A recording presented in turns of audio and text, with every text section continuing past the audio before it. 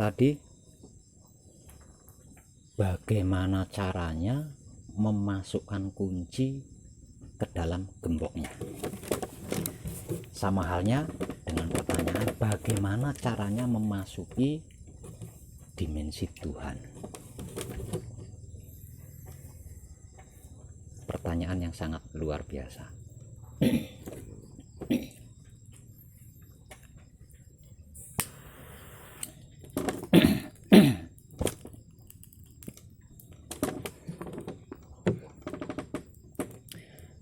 Sebenarnya itu jawabannya itu sudah saya informasikan Pak Rosi ya. Jadi jawabannya itu sudah saya informasikan di ratusan artikel di Google dan di ratusan video di YouTube. Mungkin panjenengan menyimaknya kurang jeli. Non sewu.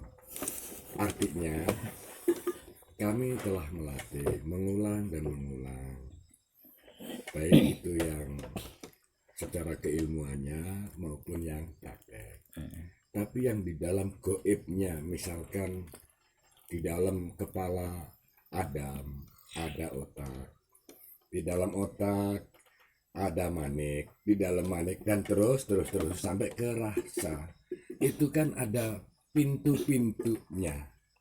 Lah, saya ini baru mau mencoba kayak apa latihan seperti itu. Masuknya ke, kan ada gemboknya mestinya tiap pintu per section itu. Atau sebagaimana Bapak Pak Web menyampaikan mi'rajnya Nabi, pintu 1, pintu 2, pintu, kan nggak ujuk-ujuk ketemu, mestinya ada kunci yang dibuka, baik langit 1, langit 2, dan seterusnya. Ini Pak Web, saya udah mencoba, baru hanya hasil pikiran saya, ini sudah dirasa ini, atau sudah apa, saya belum yakin tentang itu. Ini Pak Web. Ya, dan itu benar.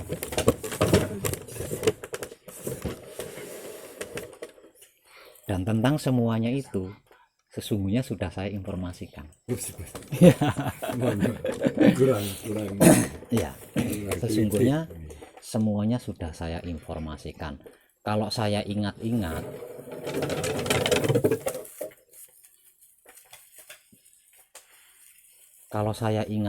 itu sudah tidak ada yang belum saya informasikan Pak Rosi. Semuanya sudah saya informasikan tanpa tedeng aling-aling. Kalau diibaratkan air di dalam teko itu sudah tidak ada setetes pun, karena semua sudah saya informasikan. Mungkin yang namanya internet ya, tidak berhadapan secara langsung ya, saya rasa itu wajar. Ada yang kelewat itu saya rasa wajar. Dan pada kesempatan kali ini saya akan mengulanginya untuk yang kesekian kali. Dan itu saya lakukan karena ada pertanyaan luar biasa bagi saya, yaitu tentang bagaimana caranya memasukkan kunci ke dalam gembok. Artinya sama dengan pertanyaan bagaimana caranya memasuki alam Tuhan atau dimensi Tuhan.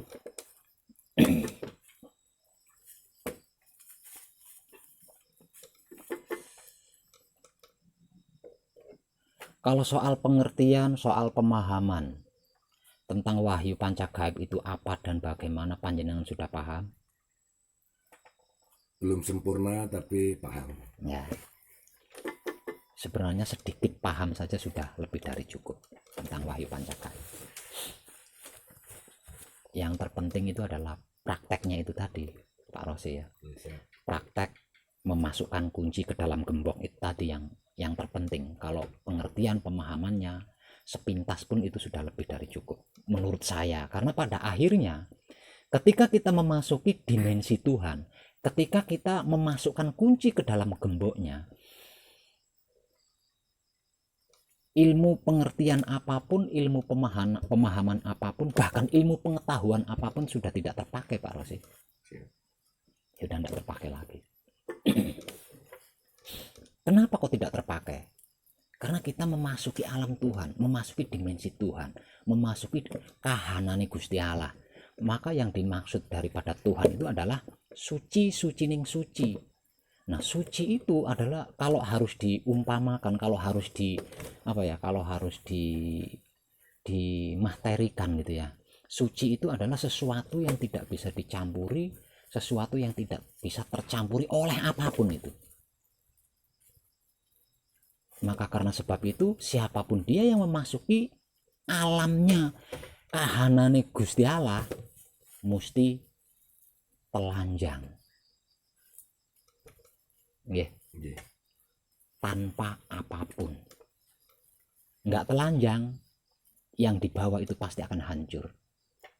Apapun yang dibawa serta akan hancur. Itu tergambar ketika Nabi Isra Mi'raj. Jibril saja tidak mampu mendampingi. Nggih?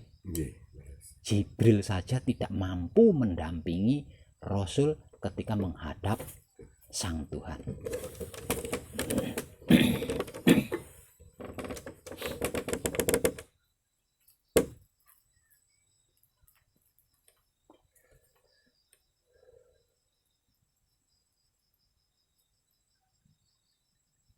Pertanyaannya sederhana, tapi kompleks.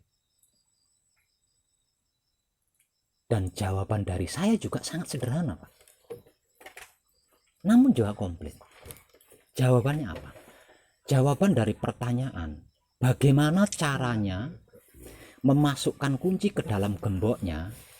Jawabannya adalah mengibadahkan atau mempraktekkan wahyu pancagaib dengan menggunakan sifat dan sikapnya wahyu pancagaib itu sendiri, yaitu wahyu pancalaku yang selama ini kita kenal sebagai iman. Sederhana kan aslinya, tapi realnya bagaimana? Nah, realnya ini yang jarang orang menanyakan, realnya bagaimana? Nah, ini yang jarang orang menanyakan.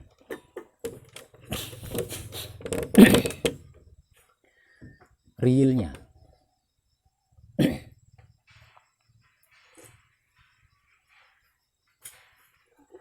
makhluk paling sempurna. Ungkapan awalnya adalah makhluk paling sempurna dibanding makhluk-makhluk lainnya adalah manusia hidup. Kenapa manusia hidup kok disebut makhluk paling sempurna dibanding makhluk-makhluk lainnya? Karena hanya manusia hidup yang dibekali wahyu pancagaib oleh Tuhan. Artinya wahyu pancagaib itu bukan wahyu baru, Pak Rosi. Nggih. Artinya wahyu pancagaib itu bukan wahyu baru, melainkan justru wahyu yang pertama kali diturunkan untuk manusia hidup.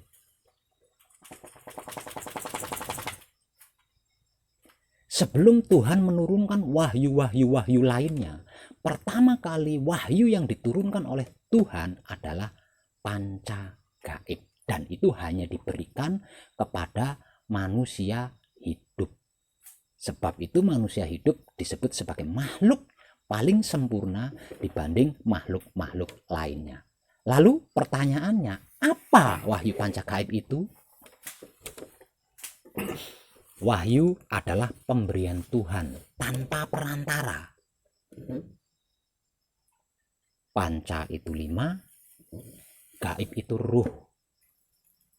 Wahyu pancagaib artinya 5 ruh pemberian Tuhan secara langsung.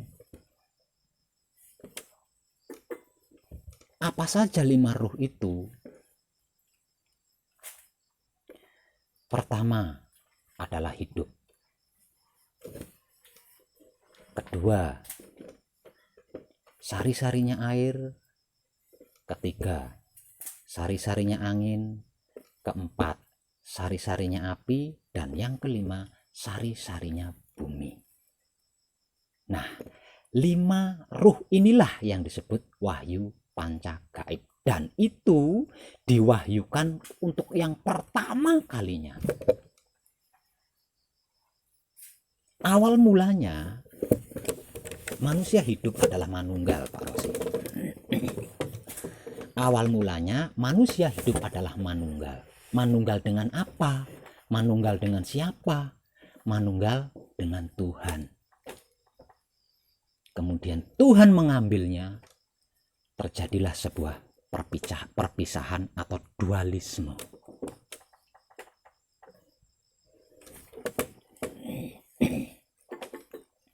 Kan ada ayatnya. Aku ambil sebagian ruhku, nggih. Artinya awal mulanya manusia itu menyatu atau menjadi satu kesatuan dengan Tuhan, alias Tuhan itu sendiri. Kemudian karena Tuhan ingin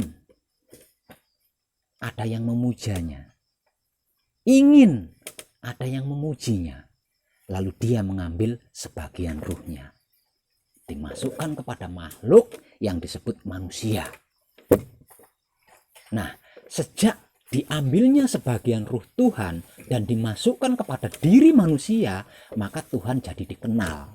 Ada yang menyebut, kan nggak tentu? Sehingga ada yang menyebut. Nah, ini loh yang dimaksud daripada wahyu pancagaib.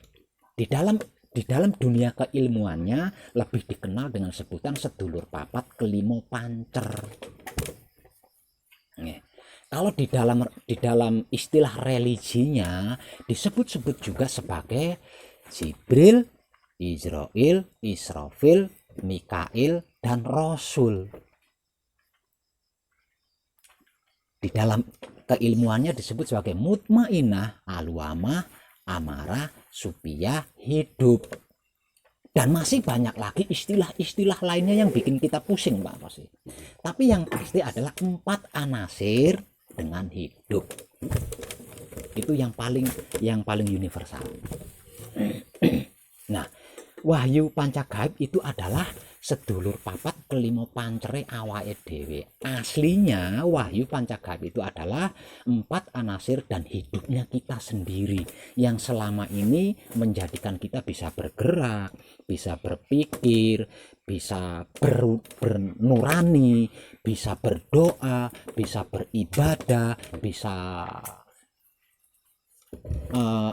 menjalankan perintah Tuhan. Ada kalanya bisa membangkang kepada Tuhan, iso ndonga, iso nyebut Gusti Allah, dan bla bla bla. Karena adanya 5 ruh di dalam dirinya. Karena adanya wahyu pancagaib di dalam dirinya. Tanpa ada wahyu pancagaib di dalam dirinya, manusia adalah mayat. Manusia adalah mayat. Artinya diakui tidak diakui, seluruh manusia hidup itu memiliki wahyu pancagaib sesungguhnya, Pak. Karena wahyu pancagaib adalah wahyu pertama yang diturunkan untuk manusia, bukan untuk selain manusia loh, Pak. Sebab itu manusia disebut sebagai makhluk paling sempurna dibanding makhluk-makhluk lainnya, karena manusia dibekali wahyu pancagaib secara langsung oleh Tuhan. Nah, karena wahyu pancagaib adalah 5 ruh, berarti 5 ruh ini memiliki sifat dan sikap. Masing-masing 5 ruh ini memiliki sifat dan sikap sendiri-sendiri. Dan kelimanya itu saling berkaitan, tidak bisa dipisahkan. Gitu. Tidak bisa dipisahkan. Kelima-limanya saling berkaitan. Kalau di dalam istilah religi disebut sebagai Rasul, Jibril, Mikail, Israel, Israfil. Kalau di dalam istilah keilmuannya disebut sebagai hidup, mutmainah, alwamah, amarah, supiyah. Kalau di wahyu pancagaib kan kunci, pauling, asmo, mijil, singkir.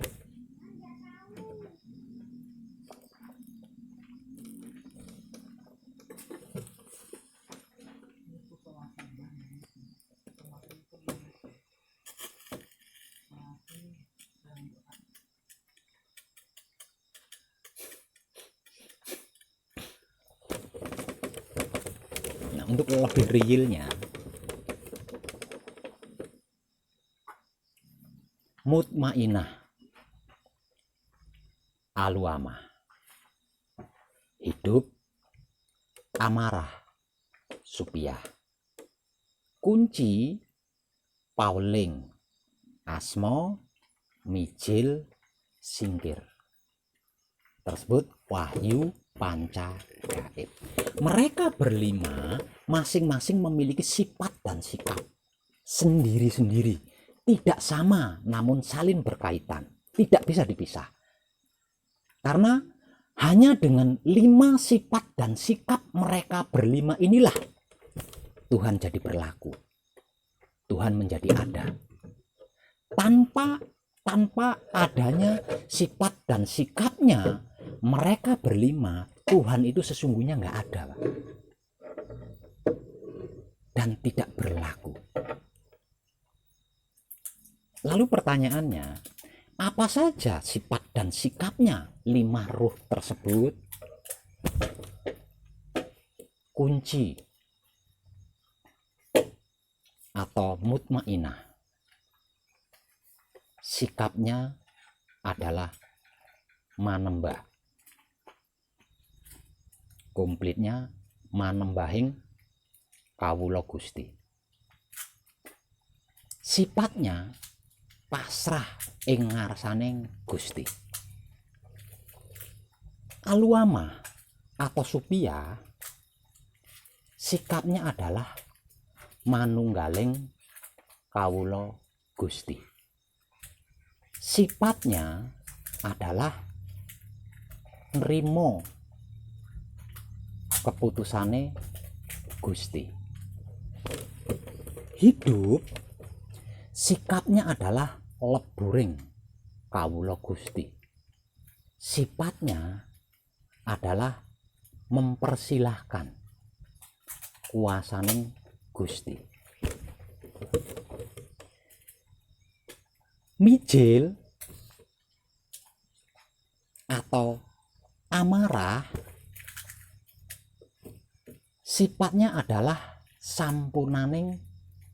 sikapnya adalah sampurnaning kawula Gusti. Sedangkan sifatnya adalah merasakan kasunyataning Gusti. Sedangkan singkir atau aluama, supiyah ya, atau supiyah, sikapnya adalah sampurnaning patilan urip. Sedangkan sifatnya adalah menebar tresno welas asih Gusti. Nah, hanya dengan sikap dan sifat mereka berlima inilah yang disebut Tuhan itu bisa dikenal. Dalam bahasa kitabnya, aku mengenal Tuhan dengan Tuhan. Yang bisa mengenal Tuhan adalah Tuhan. Yang bisa mengenal Allah hanya Allah itu sendiri. Lah terus apa hubungannya dengan yang saya uraikan?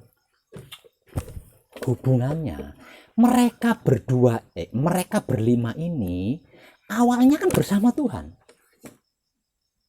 Tidak bersama Tuhan karena dikehendaki olehnya untuk berpisah untuk kembali.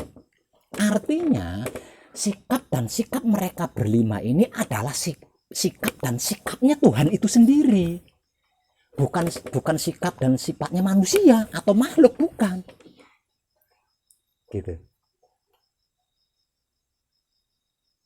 Lah terus pertanyaan selanjutnya, lah kalau sudah seperti itu, lalu caranya memasukkan kunci ke dalam gemboknya bagaimana? Gitu. Sederhana, Pak.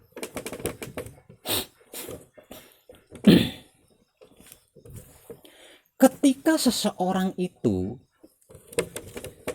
duduk bersila, melakukan patrap palungguh pambuko, berarti dia siap diproses dan mau diproses. Ketika seseorang duduk bersila lalu melakukan patrap palungguh pambuka, mau tidak mau, disadari nggak disadari, berarti dia sudah siap lahir batin untuk diproses, mau lahir batin untuk diproses.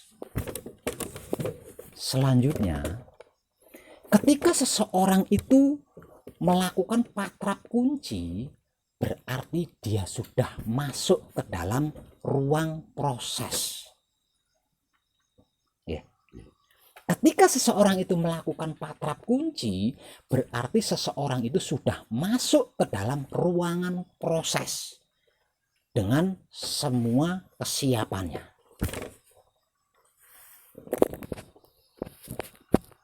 Lah, yang namanya proses,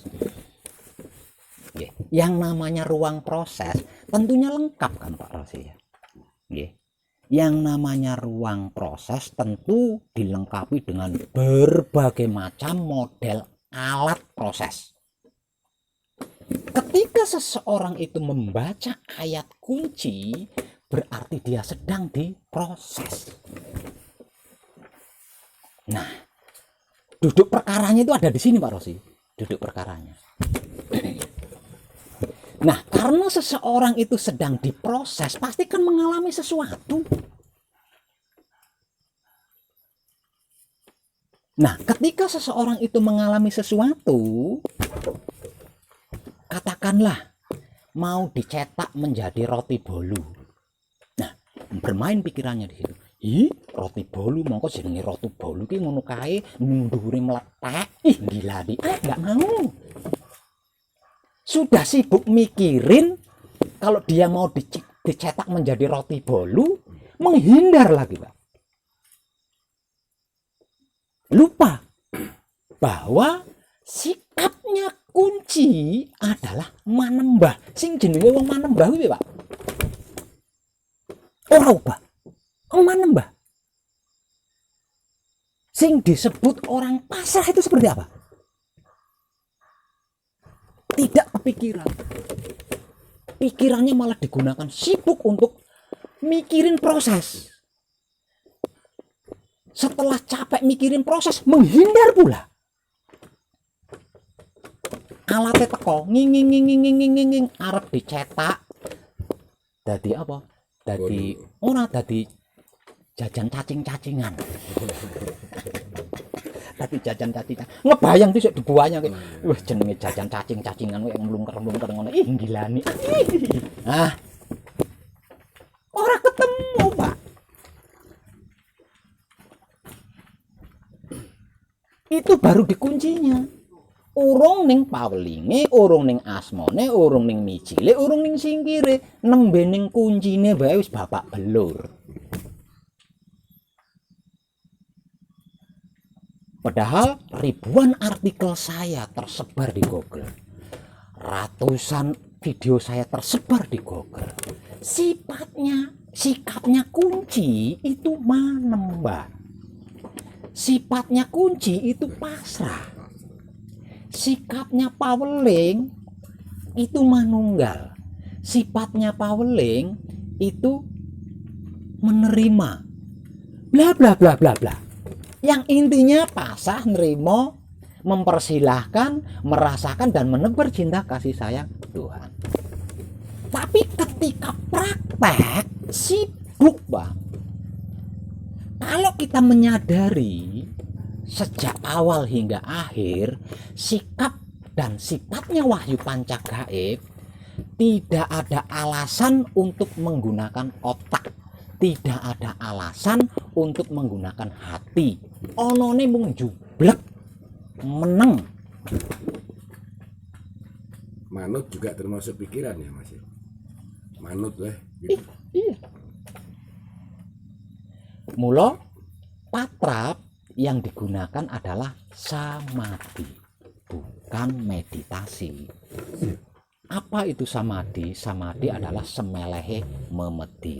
Maksudnya hilangnya sebuah keraguan, ketakutan, kekhawatiran, kegelisahan, keresahan. Kenapa kok itu harus hilang? Lah wong sudah pasrah. sudah menerima, sudah mempersilahkan, apa yang harus diperbuat?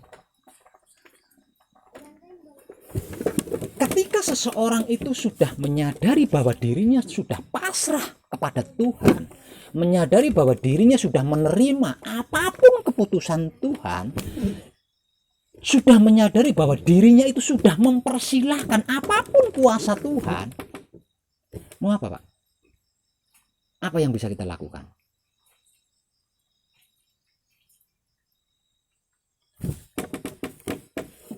Semua ya itu. Itu baru dikunci, Pak. Nah, kalau seperti itu yang seharusnya kita lakukan apa, Pak Web? Kan kita sudah kalau harus disingkat ya, kan kita sudah pancalaku, Pak. Ya. Ketika dari awal patrap sampai membaca ayat-ayatnya, kan kita sudah pancalaku. Nah, kalau sudah pancalaku, seharusnya Gusti ingkang Maha Suci muncul pocong, matur nuwun. Kan diproses, Pak. Kita sudah siap diproses dan mau diproses. Ketika proses itu terjadi, harusnya kan matur nuwun, bukan sibuk mikirin apalagi menghindar. Kan harusnya seperti itu. Gusti ingkang Maha Suci, ono gede dhuwur jelek ngatak aku Gusti Allah, matur nuwun. Kan harusnya seperti itu, Pak. Gusti ingkang Maha Suci, ingat pekerjaan, harusnya kan matur nuwun. Kan kita sedang diproses. Harusnya kan begitu. Bukan sibuk mikirin proses. Lah terus kapan diproses, lek? Waduh, alatnya mengerikan, dome dawa. Aduh, mingkrit dome kedawan, untuk tembus. Terus kapan diproses? Katanya sudah siap diproses dan mau diproses. Ketika proses terjadi, kenapa sibuk mikirin bahkan menghindari proses itu? Ya kuncinya nggak masuk ke gembok toh, Pak. Lah mubang iki bolongane ora cocok iki bolong. Mubang kok. Itu caranya. Caranya memasukkan kunci ke dalam gemboknya adalah menyadari dari awal sampai akhir kalau kita itu sudah poncolaku, sudah wahyu pancalaku, sudah pasrah kepada Tuhan, sudah menerima apapun keputusan Tuhan, sudah mempersilahkan kuasa Tuhan, sudah merasakan kenyataan Tuhan dan menebar tresno atau cinta kasih sayangnya Tuhan. Nggak ada patung, Pak. Patung. Selain mengucapkan terima kasih, selain mengucapkan matur nuwun, tidak ada yang bisa kita lakukan. Kalau masih ada daya dan upaya, berarti belum iman, belum wahyu pancalaku. Makanya kuncinya nggak masuk ke gembok. Kan gitu, Pak. Nah, aslinya ini sudah saya informasikan.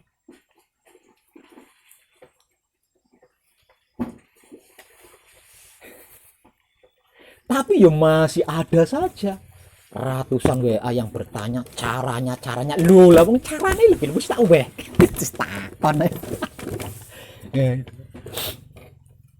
Jadi lucu gitu loh. Ketika kita duduk bersila dan melakukan palungguh pambuko, berarti kita sudah siap dan mau diproses. Ketika kita melakukan patrap kunci, berarti kita sudah masuk ke dalam ruangan proses. Ketika kita membaca ayat kunci, berarti kita sedang diproses. Dan apapun prosesnya, harusnya kan diem. Lawang sudah pasrah. Dari pancalaku yang pertama saja, kita sudah nggak bisa berbuat apa-apa, Pak. Belum yang kedua, belum yang ketiga, baru yang pertama saja, yaitu pasrah kepada Tuhan. Kita sudah tidak punya alasan untuk berkelit.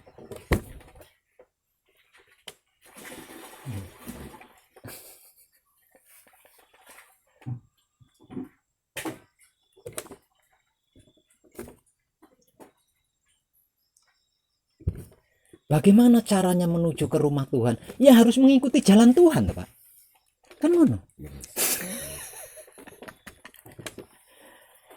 Sungguh aku tidak mengenal doa dari seorang hamba jika tidak melalui Rasulku.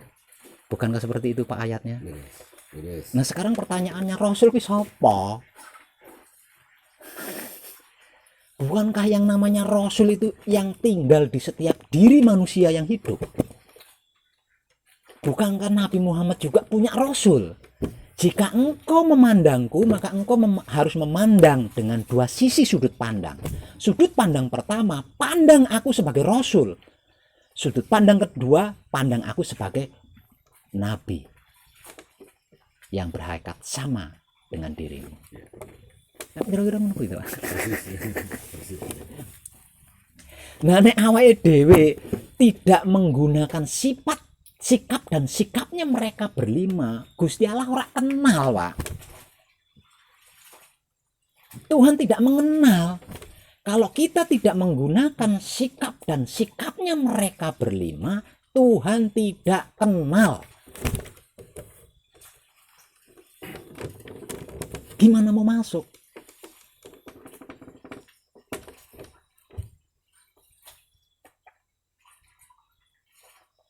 Aslinya sederhana kan, Pak? Sederhana. Sesungguhnya aku tidak pernah mempersulit hambaku. Hambaku sendiri yang mempersulit dirinya. Nah, ngono kuwi awake dhewe selama ini. Sesederhana itu. Hanya dengan pasrah kepada Tuhan, menerima apapun keputusan Tuhan, mempersilahkan bentuk apapun kuasa Tuhan, merasakan kenyataan Tuhan yang berwujud maneka warna itu tadi. Kita akan bisa innalillahi wa inna ilahi rojiun. Tidak berhenti di situ. Sebelum innalillahi wa inna ilahi rojiun, kita menyaksikan Tuhan. Artinya kita sungguh-sungguh bersahadat.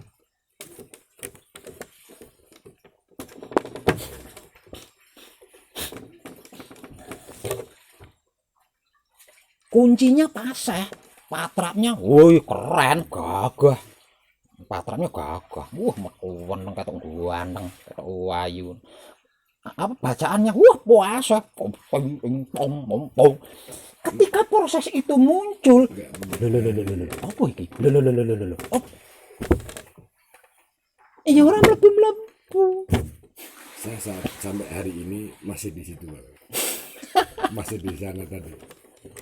Nggak bisa, Pak.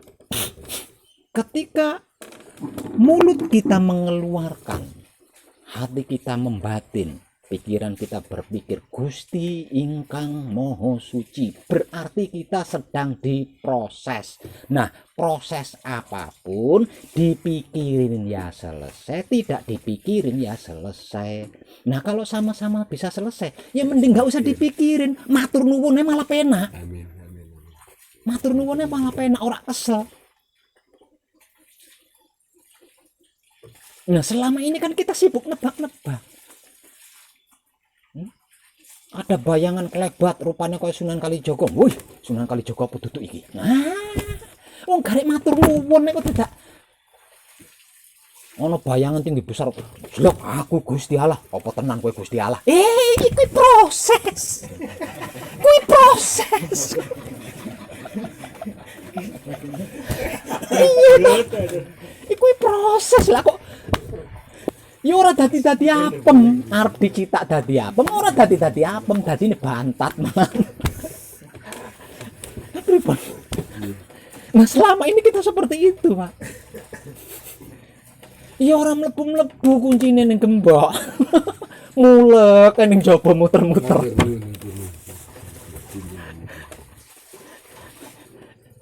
Gitu.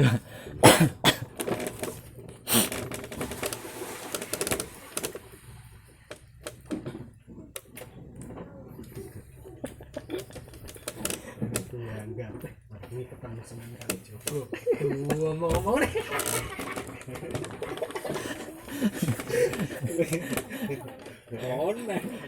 Oke. Padahal itu proses. Nah, kita sibuk di situ, Pak. Ya nggak masuk lah wong kita sibuk di luar nebak-nebak, mikir-mikir. nyongko-nyongko, nduga-nduga. Kok ora nyeksen-nyekseni Gusti Allah toh? Ora ketemu, ora ndang ketemu karo Gusti Allah toh. Lah wong sibuk nebak-nebak kapan ketemune? Wong diproses wae mental-mental, pontang-panting. Harusnya dibius itu.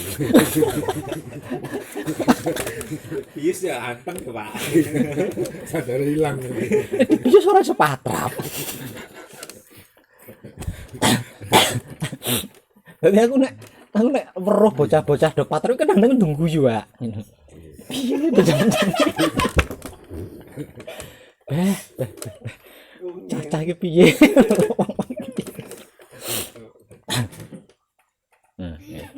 Sampai di pesanggrahan saya itu tulisannya gede-gede, Pak. Kalau lampunya dinyalakan itu, kalau lampunya dinyalakan itu kelihatan tulisannya besar-besar. Sikape kunci kuwi apa, sipate kunci kuwi apa. Itu terpampang gede-gede lagi tulisan. Ya ora eling-eling ketika patrap ora kelingan. Begitu patrap ya mboh iki tulisannya ora ketok. Tapi pun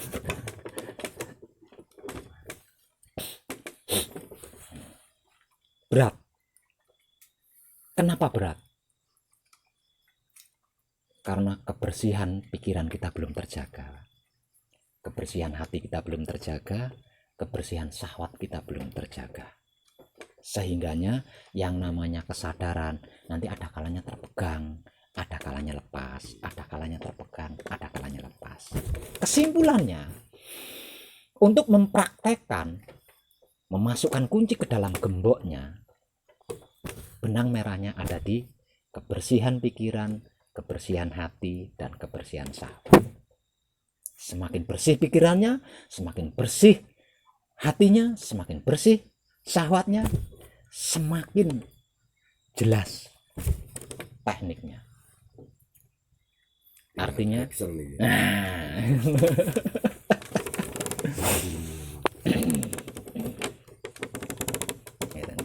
nah, keseluruhan proses, kalau proses awal, satu misal itu adalah pabrik saus katakanlah Pak nggih. Pabrik saus katakanlah. Sebelum digiling itu ada proses pencucian, pemilihan dan lain sebagainya. Itu terjadi di kunci, paweling, asma dan micil. Sedangkan proses pembuatannya ada di samadhi. Adanya di samadhi. Ada 3 micil yang paling utama, yaitu micil sowan untuk menjaga pikiran, hati dan syahwat, micil sampurno untuk membersihkan pikiran, hati dan syahwat, dan yang ketiga adalah micil toto lenggah untuk membuka pikiran, hati dan syahwat. Nah, untuk kesempurnaan sebuah proses, harusnya setelah micil itu mempersilahkan Tuhan untuk memproses.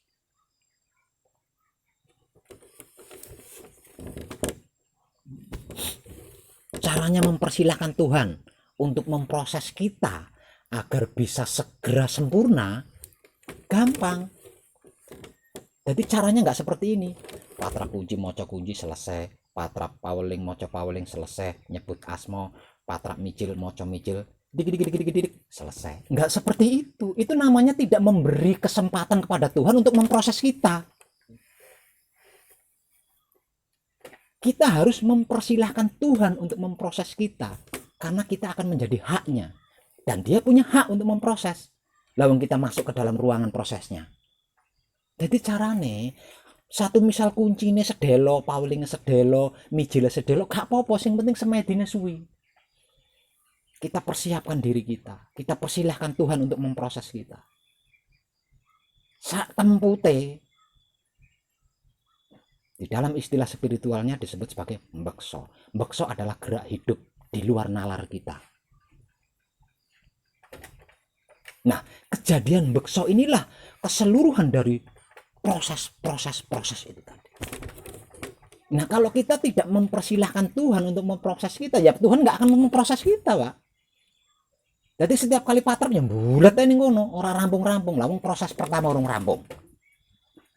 Proses pencucian itu belum rampung. Dia orang digiling-giling tomatnya. Ini orang tadi saus. Utuh ya. Harus kita sumanggaake, harus kita persilahkan Tuhan untuk memproses diri kita, lahir dan batin. Apapun prosesnya jangan takut.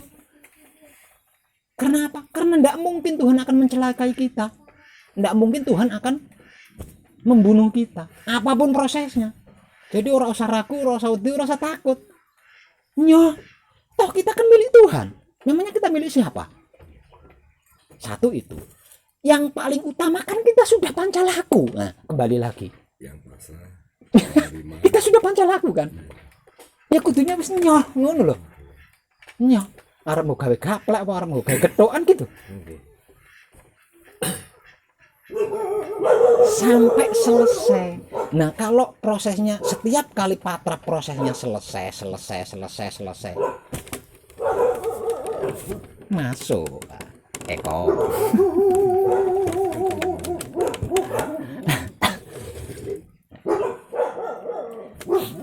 Arep mijil sowan, arep mijil sampurno, arep mijil tata lenggah, harusnya setelah membaca ayat mijil kita memberi kesempatan dan mempersilahkan Romo untuk memproses kita, yaitu dengan cara tetap patrap mijil ning orang nganggo pikirane, atine ya ora dienggo. Sing dienggo kesadarane kanggo menikmati rasane proses-proses kuwi mau, arep pahit, arep getir, arep manis dirasake, arep asin dirasake. Lah wong wis ponco laku kok. Pahit getir kan kudune dilak, lah wis ponco laku kok. Itu, Pak. Bukan instruksi, Beh. Oh, pahit rasane. Bukan seperti itu. Pahit harus dilak. Lah wis ponco laku kok. Ora iso, Pak. Kita tidak memiliki daya dan upaya apapun ketika berbicara iman. Ketika berbicara pancalaku. Ketika kita patrap samadhi, apapun mijil yang digunakan berarti kita sedang mempraktekkan wahyu pancalaku. Artinya bodoh, Pak, kita. Tidak memiliki daya dan upaya apapun. Kok masih merasa bisa, Brian? Belum.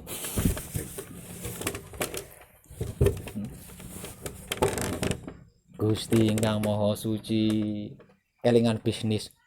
Bisnis. Aku iki lho pengen tenang. Wis kok kelingan bis. Lho. Kuwi proses. Mbok matur nuwun. Dimensi Tuhan udah masuk.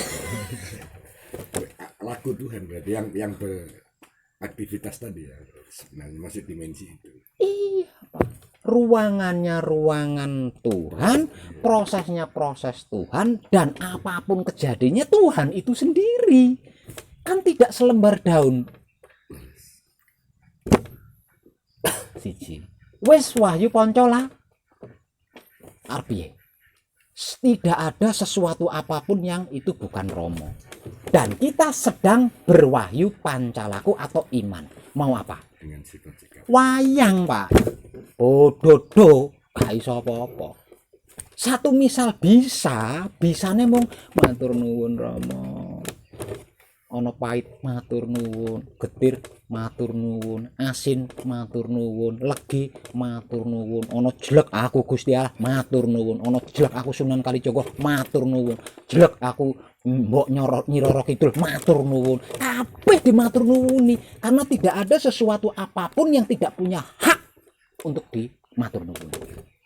Yang apa? Karena Tuhan itu sendiri. Nah, Tuhan menciptakan kita untuk seperti itu. Tidak aku ciptakan jin dan manusia melainkan untuk beribadah kepadaku. Nah, selama ini kita memahami sing jenenge ibadah iki berbuat apik, ya. Awean karo pengemis. Nah, seperti itu. Padahal orang ibadah itu sederhana. Ibadah itu sederhana. Mengucapkan terima kasih karena kita menyadari bahwa itu adalah Tuhan itu sendiri. Itu ibadah yang sesungguhnya.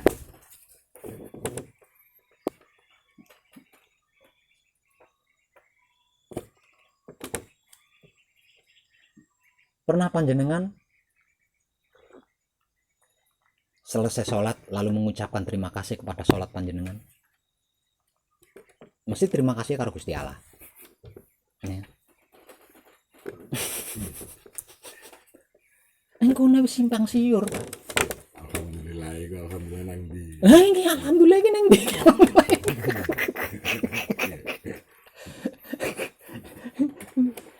Tapi kalau bacaan-bacaan atau ayat-ayat sholat kita terjemahkan, kita tahu kemana arah alhamdulillah itu tadi. Ini kan gak kepikiran. Misalnya mengucapkan alhamdulillah semuanya selesai.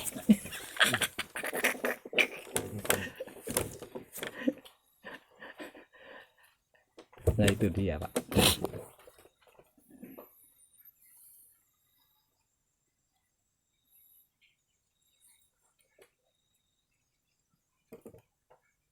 Jadi kalau harus dibahas lebih dalam, aslinya awake dhewe lucu, Pak. Kita itu lucu banget. Bagaimana tidak lucu? Lah wong Rama Gusti Allah kuwi lah nganti guyu. Bagaimana tidak tertawa? Katanya kamu siap dan mau diproses. Iya. Kenapa ketika aku proses engkau sibuk mencelat rono mencelat rene? Leres pisan iki. Kayak kodok dicokot semut. Leres banget nih. Loh, jare wis pasrah. Jare wis nrimo. Jare wis nyumanggakake. Lah terus aku kongkon piye, Cah? Nek Gusti Allah iso ngomong kaya wong edan. Gitu.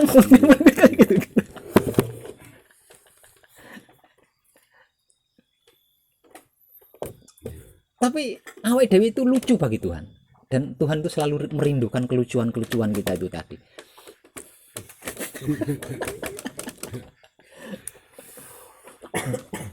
Aku kangen karo hambaku sing jenenge Dini kan yang di kayak biasanya mencelat-mencelat kan. Kangen nonton, duduk kangen manunggal. Soalnya lucu. Nah kayak gitu.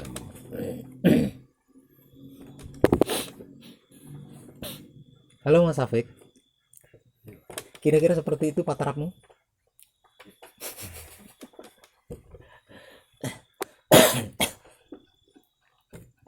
Enggak bisa. Makanya berulang-ulang kali saya selalu memberikan motivasi. Apapun prosesnya, wis ora usah sibuk mikir, wis anggar ngucap matur nuwun, tutup poin wae. Tutup poin saja. Terima kasih. Nanti prosesnya akan berubah, berganti proses yang lainnya. Muncul proses lainnya, terima kasih. Muncul proses lainnya, terima kasih. Terus ojo sibuk mikirin proses, karena sehebat apapun, seindah apapun, sebaik apapun itu proses. Proses tidak lebih dari sekedar itu.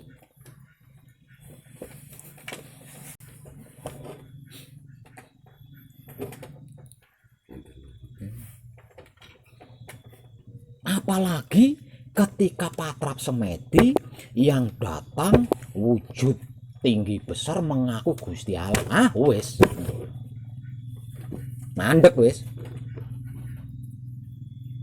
Padahal ndruwo nyemeh men Gusti Allah kok teko jelek aku Gusti Allah. Kok sepele temen.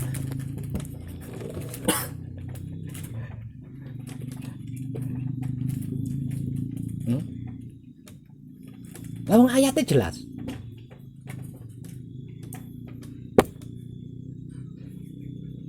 Aku adalah batinnya manusia dan manusia adalah wujud dohir kenyataanku.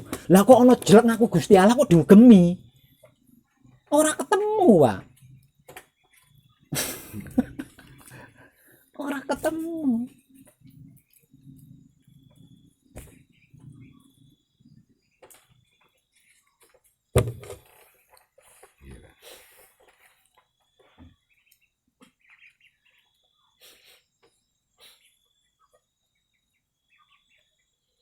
ketika kita melakukan patrap samadhi, kok masih punya akal, masih punya kekuatan, berarti belum wahyu pancalaku, belum iman.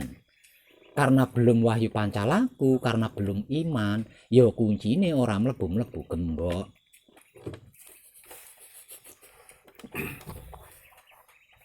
Tidak ada satupun makhluk yang bisa memasukkan kunci ke dalam gembok,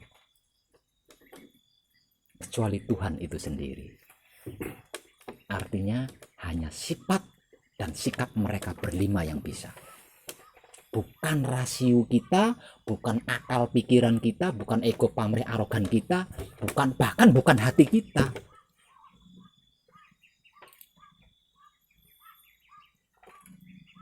Untuk mempersilahkan proses, dikasih kesempatan adanya samadhi. Apakah ada perbedaan antara pemahaman di dalam kesadaran bersamadhi sama manekung? Sama.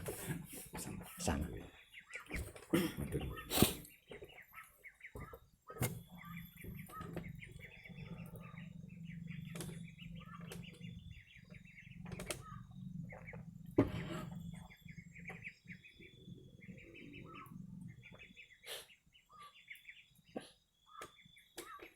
Apalagi judul video yang judulnya tentang wahyu pancagaib dan wahyu pancalaku, itu sampai sampai 5 jari saya itu satungkan di kamera. Mutmainah sipating ini. Iyo isi ucul nih Pak, ketika duduk prak ya wis sibuk pikiran. Sibuk. Padahal kalau benar-benar wahyu pancalaku, bodoh Pak. Kalau harus cerdas, kecerdasan kita hanya mampu mengucapkan matur nuwun Romo, hanya itu tok. Liyane kuwi ora duwe kuwasa apa-apa.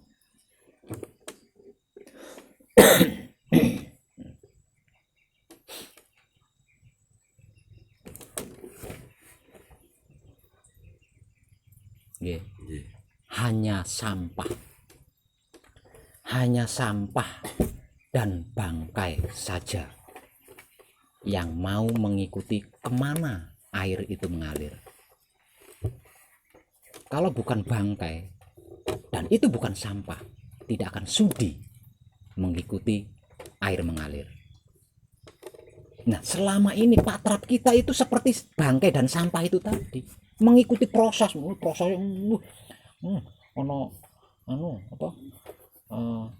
mandara dari sungai ular. Kita ngikutin itu tadi, ngikutin.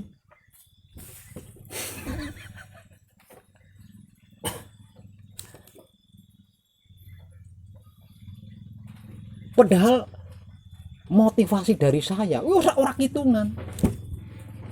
Jangan gunakan pikiran, jangan gunakan hati. Nonaktifkan pikiran, nonaktifkan hati. Gunakan kesadaran untuk menikmati rasanya proses. Apapun prosesnya, pahit, getir, apik, elek, dirasake. Ora kuat matur nuwun, kuat matur nuwun.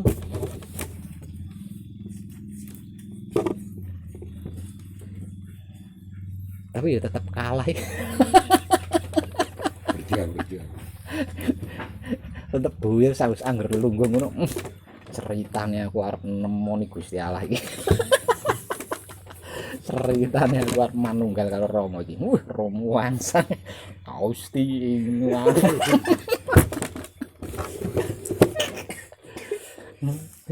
ana gremet-gremet ning kuping. Apa iki gremet-gremet ning kuping? Semut iki. Kurang ajar iki.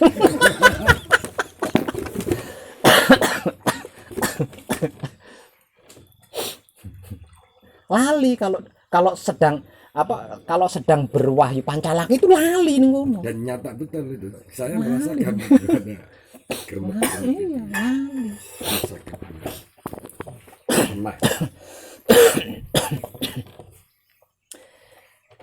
Kalau wahyu pancagaib itu diibaratkan sebagai tuan rumah, Dan tubuh manusia itu diibaratkan sebuah rumah. Tuan rumah sangat mustahil mau merusak rumahnya sendiri, mau mengotori rumahnya sendiri, itu mustahil. Satu misal ada tuan rumah merusak rumahnya sendiri, berarti stres. Masa Rasulullah stres?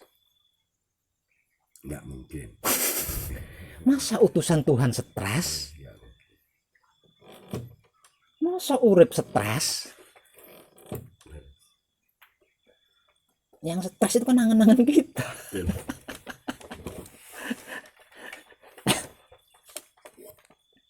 Nggak mungkin. Nah kalau seperti itu, kenapa takut? Mulane dikongkon semedi, semelehe memedi. Hilangnya sebuah ketakutan, keraguan, risau, khawatir. Jangan takut, jangan risau, jangan khawatir, jangan ragu. Dia tidak akan merusak rumahnya sendiri, tidak akan mencelakai rumahnya sendiri, tidak akan mengotori rumahnya sendiri. Jika terjadi sesuatu, dia sedang merehab, sedang membangun rumahnya sendiri supaya nampak lebih indah. Kan gitu, Pak.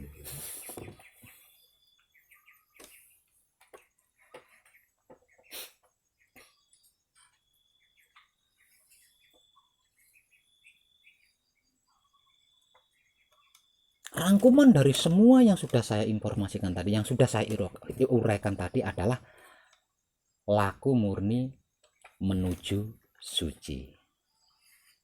Secara dalam kita mengibadahkan atau mempraktekkan wahyu pancagaib menggunakan sifat dan sikapnya wahyu pancagaib itu sendiri, yaitu wahyu pancalaku yang selama ini kita kenal dengan sebutan iman. Secara luar kita berusaha semaksimal mungkin menyesuaikan diri seperti kekudangane Romo. Ketika bagian ruh Tuhan diambil kemudian ditiupkan ke dalam wujud manusia, bersamaan itu manusia hidup disabda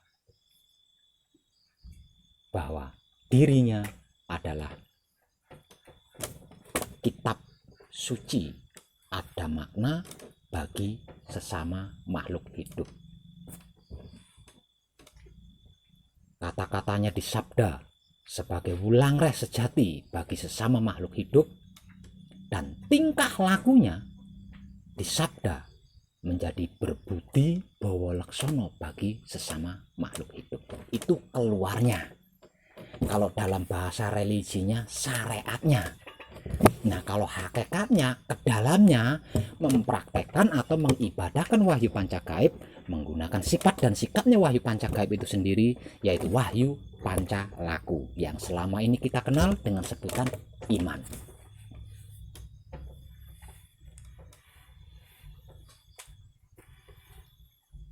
Ada yang kurang dipahami Pak Rosi?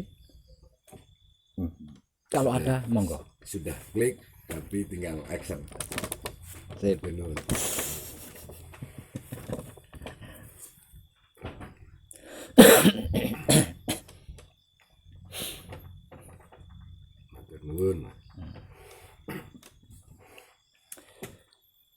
Kalau gitu rekamannya tak wisi aja. Kita katakan yang lain itu nggak perlu direkam lah.